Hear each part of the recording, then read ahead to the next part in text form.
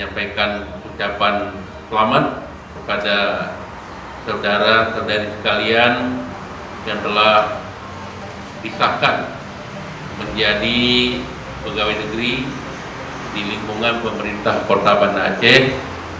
Semoga dengan bertambahnya amunisi baru ini menjadi sesuatu yang dapat lebih meningkatkan kinerja Kota Banda Aceh di masa yang akan datang.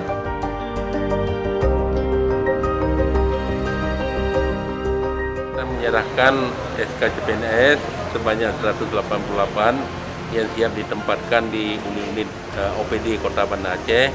Kita berharap kehadiran mereka ini sebagai amunisi baru yang insya Allah juga sudah dididik dengan baik. Kita harapkan kepada mereka itu dapat meningkatkan kinerja Kota Banda Aceh yang alhamdulillah sebenarnya sudah relatif baik. Tentu yang dengan kehadiran mereka nanti akan meningkatkan.